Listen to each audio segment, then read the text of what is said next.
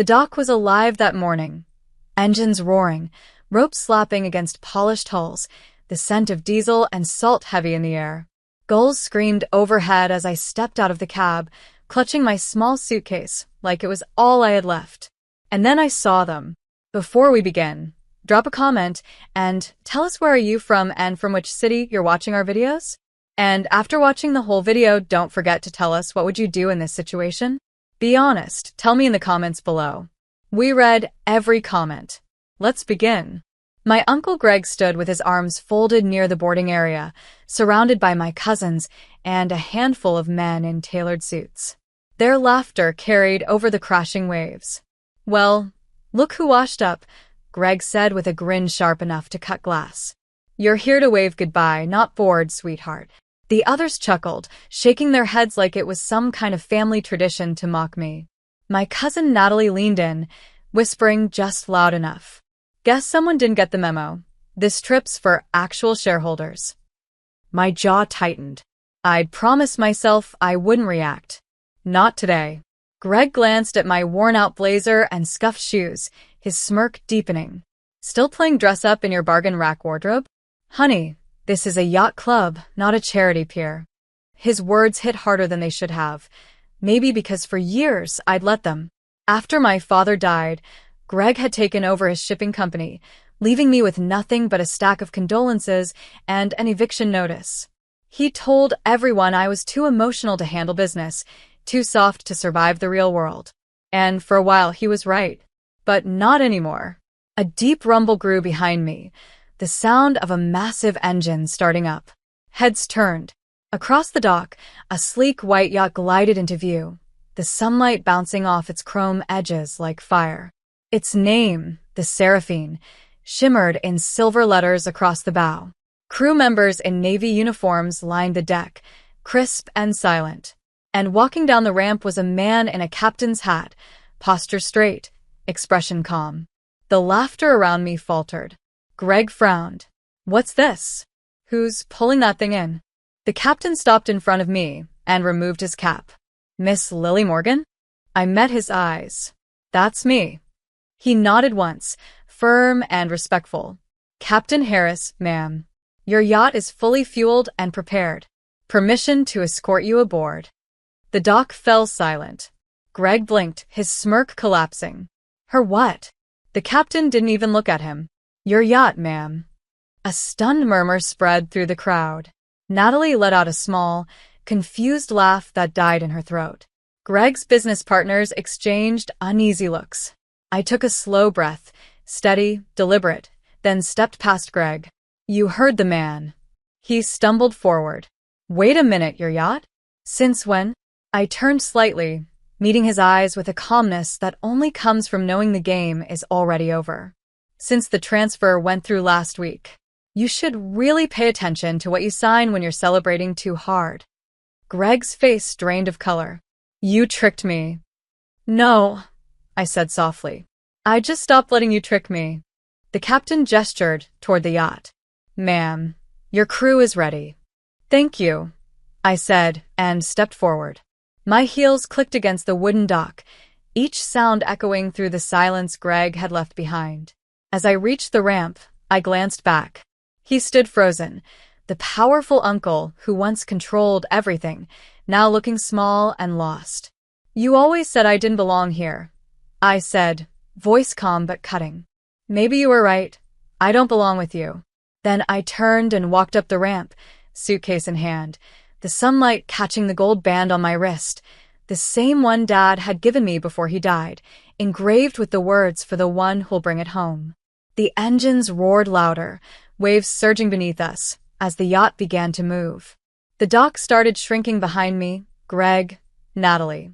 All of them just fading figures now. Captain Harris approached again. "Where to, Miss Morgan?" I looked toward the horizon, where the sky melted into sea. "Forward," I said quietly. "Full speed ahead." The yacht surged, slicing through the water. And as the spray hit my face, I realized, for the first time in years, I wasn't running from my past. I was sailing straight through it. By the time the Seraphine cut through the open water, my phone was already vibrating nonstop. Missed calls, messages, emails, all from Greg. I let them pile up. Standing on the deck, the ocean wind whipping through my hair, I could still see his face in my mind. That moment his confidence cracked, that tiny flicker of fear behind the arrogance. I'd waited years to see it. And yet, beneath the satisfaction, there was something else. A quiet ache. Maybe it was because he was family. Or maybe because it reminded me how long I'd lived under their shadow. The captain's voice interrupted my thoughts. "Ma'am, we're clear of the harbor. Would you like to review the itinerary?" "Not yet," I said. "Bring me the satellite phone." He nodded and walked off. When I finally answered Greg's call, his voice came through sharp, trembling with rage. "You think this is funny, Lily? You think you can humiliate me in front of everyone?" "I didn't humiliate you," I said evenly. "You did that yourself. You tricked me into signing that transfer." "I didn't trick you," I cut in. "You were too busy celebrating your own ego to notice the fine print. The same arrogance that made you steal Dad's company made you lose it." He went silent for a moment, breathing hard. "You'll pay for this." I smiled faintly. "You said that when you fired me. How did that turn out?" Then I hung up. My reflection stared back at me in the glass window. Not the girl they used to mock, but someone sharper, stronger, unafraid to take back what was hers. Down below deck, I opened the safe, the one with the files my father had left hidden behind the old painting in our family home. It took years to piece them together, contracts, stock ledgers, proof of Greg's forgery. But I didn't bring them to destroy him financially. I brought them because truth needed to surface. And tomorrow it would. At sunrise, a press conference was scheduled in the main harbor. I'd be stepping off the Seraphine not as Greg's niece, but as the rightful CEO of Morgan Maritime Holdings. The company my father built, reclaimed by the daughter they threw aside. I spent the night reading through Dad's handwriting in the margins of old documents, small notes like, "Always remember who you are. Never fight for revenge. Fight for what's right." It stung. Because somewhere along the line, I wasn't sure which one I was doing anymore. Just after midnight, the captain knocked softly. "Ma'am, we've got a call coming through. Anonymous source." "Put it through." The voice on the line was low. "Miss Morgan, you don't know me, but your uncle isn't done. He's meeting with investors tonight, trying to reclaim control of the board before your announcement." I gripped the phone. "Where?" "The Grand Harbor Hotel. Conference room on the top floor."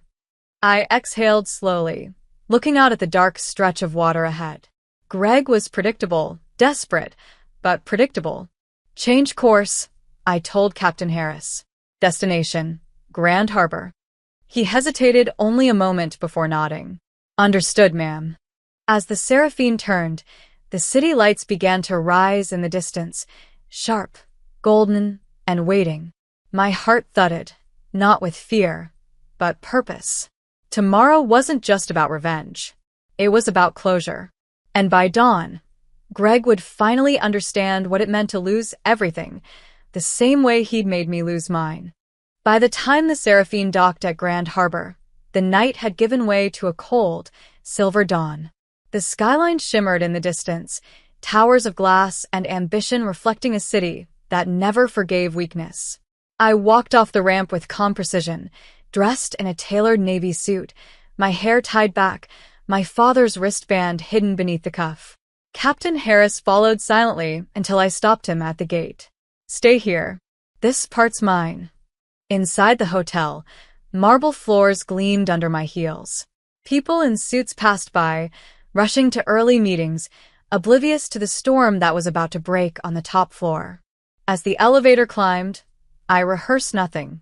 Words didn't need rehearsal when truth was this sharp. When the doors opened, the air smelled of coffee, arrogance, and desperation. Greg was there, pacing beside a long glass table surrounded by board members and investors. His suit jacket was off, sleeves rolled up, his face tight with panic disguised as authority. The moment he saw me, his expression froze. "You shouldn't be here." "Funny," I said, walking forward. "That's what you told me at Dad's funeral."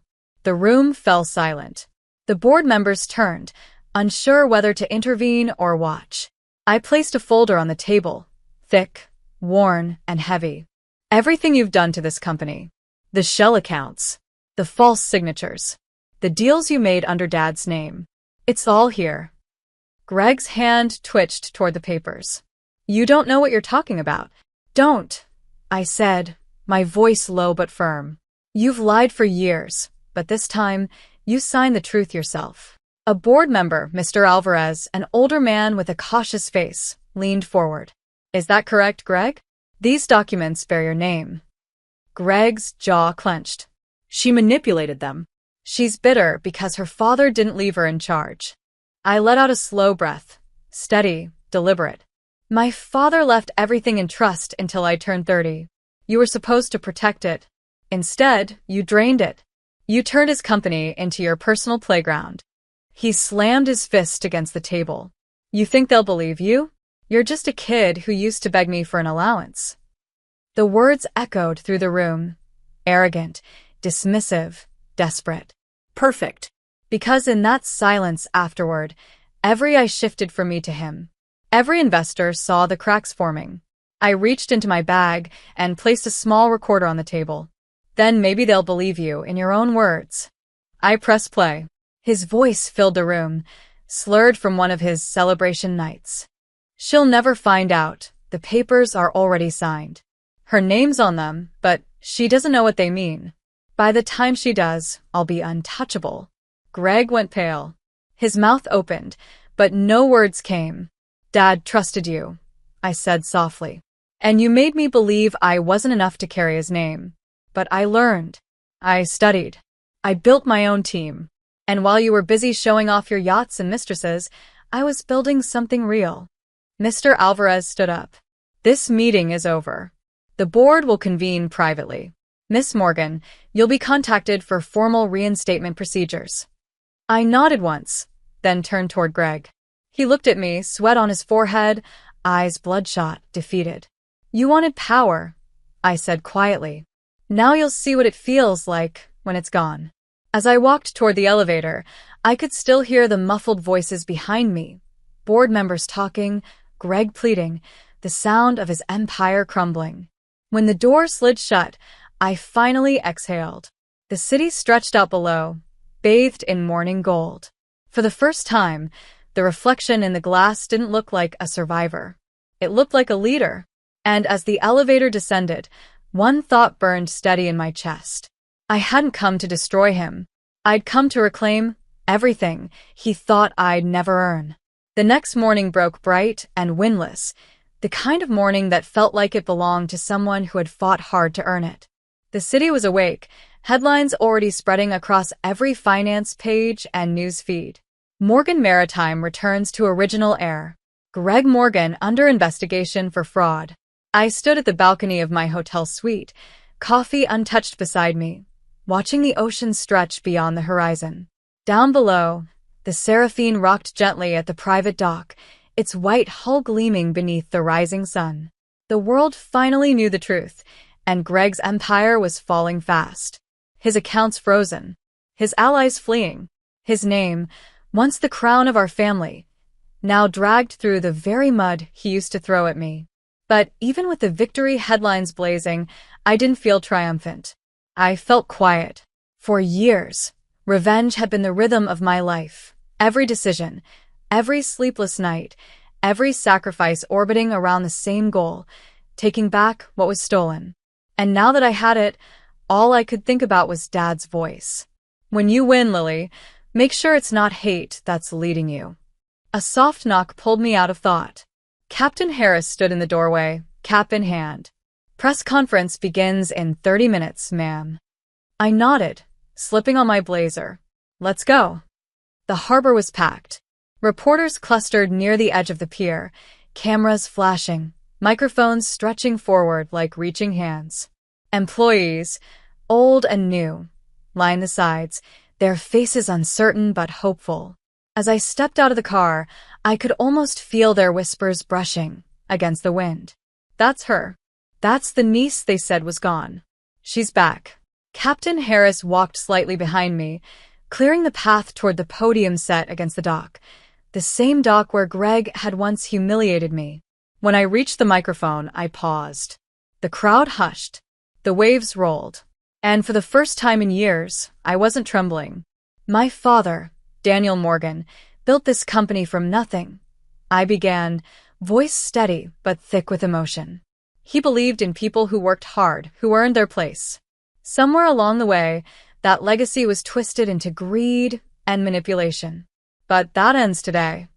I looked toward the rows of employees, weathered hands, wrinkled faces, people who had been loyal long before power changed hands.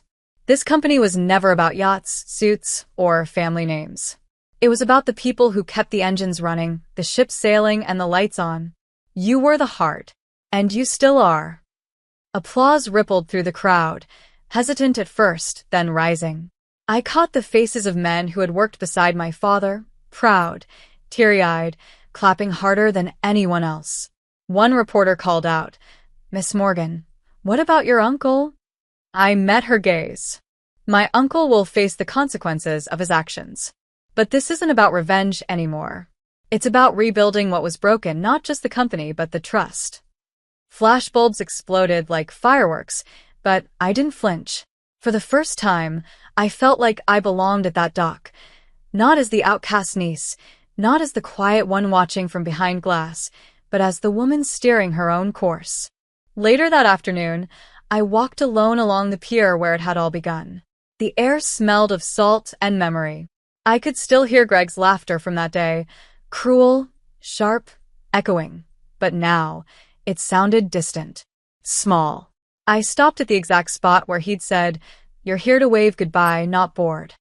The same boards beneath my feet creaked, but now they whispered something different. "Not anymore," I murmured. Footsteps approached from behind. I turned. Greg stood there, not in a suit this time, but in a plain windbreaker, eyes sunken, face drawn. He looked older, smaller. "I had to see it," he said quietly. "The dock. The yacht. You." I didn't speak. He swallowed hard. "You won, Lily. You got everything. The company, the name, the respect. I guess you were always stronger than I thought." The words sounded strange coming from him. Not an apology, not exactly, but something close to surrender. "I never wanted to destroy you," I said softly. "I just wanted the truth back." Greg nodded slowly, his eyes glinting with the kind of regret that comes too late. "Your father would have been proud." Maybe it was true. Maybe it wasn't. Either way, I let him walk away, without another word. Some victories don't need witnesses. That night, the Seraphine sailed again. The city lights shimmered in the distance as the engines hummed beneath my feet. I stood at the bow, wind in my hair, watching the horizon stretch open like a promise. Captain Harris approached quietly. "Destination, ma'am?" I smiled faintly. "Anywhere new. Somewhere peaceful." He nodded and turned away, barking soft commands to the crew. As the yacht cut through the dark water, I looked down at my reflection in the waves, not the woman who'd been laughed at, not the girl who lost everything, but the one who'd found herself again. The dock was behind me, the sea ahead, and for the first time, I wasn't chasing revenge. I was sailing toward freedom. Fade out.